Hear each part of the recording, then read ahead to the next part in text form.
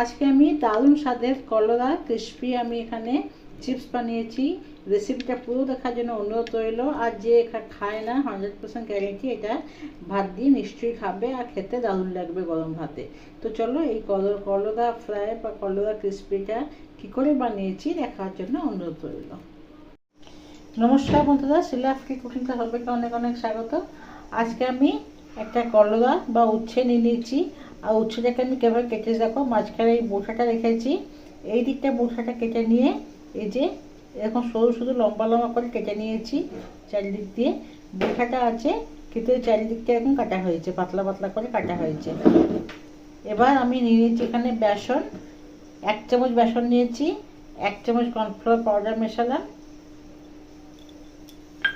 দিয়েছি এখানে স্বাদ অনুযায়ী লবণ, দুটো কলি রসুনকে এখানে আমি থেতো করে নিয়েছি, দিয়েছি অল্প একটু জিরে গুঁড়ো, আর দেবো এখানে কাশ্মীরি লঙ্কা গুঁড়ো আর লাল লঙ্কা গুঁড়ো মিশিয়ে আমি এখানে দিয়ে দিলাম।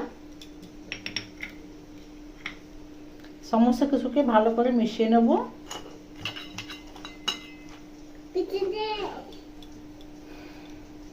এবার এই যে উচ্ছেটা আমি এখানে ভালো করে কেটে রেখেছি পাতলা পাতলা করে, এটা ভালো করে মিশিয়ে নেব।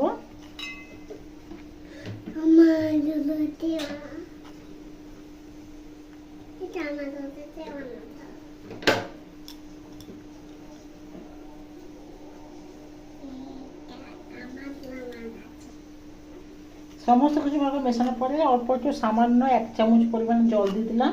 জলটা দিলাম ভালো করে এটা মিশবে।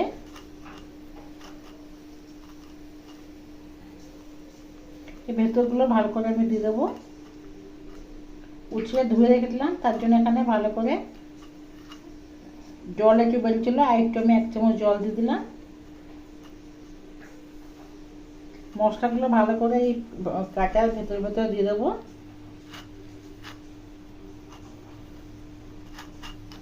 এরপর চাটুতে আমি তেল বসিয়ে দেবো।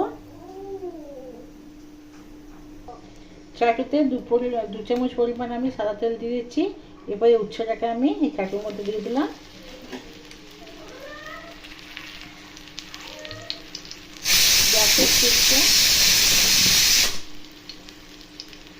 গ্যাসের ফ্লেমকে পুরো সিম করে নিয়ে এভাবে চেপে চেপে ভেজে নেব।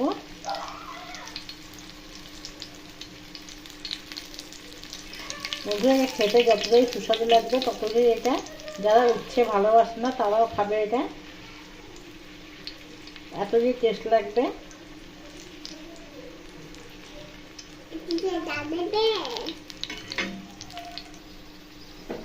টুপিট এখানে আমি উল্টিয়ে পাল্টিয়ে ভেজে নিয়েছি, দেখো কতটাই ক্রিস্পি হয়েছে। আমি এর নাম ক্রিস্পি কলরা ফ্রাই দিয়েছি, তোমরা এটাকে কী বলে জানো আপনারা কমেন্ট বক্সে নিশ্চয়ই জানাবে। আর রেসিপিটা কেমন লাগবে অবশ্যই কমেন্ট করে জানাবে। ভালো লাগে লাইক করবে। আমার নিত্য নতুন রেসিপি আপডেট করার জন্য চ্যানেলটিকে সাবস্ক্রাইব করে দেবে। ভালো থাকবে, সুস্থ থাকবে। কালকে আবার আপনার সঙ্গে দেখা হবে। ধন্যবাদ।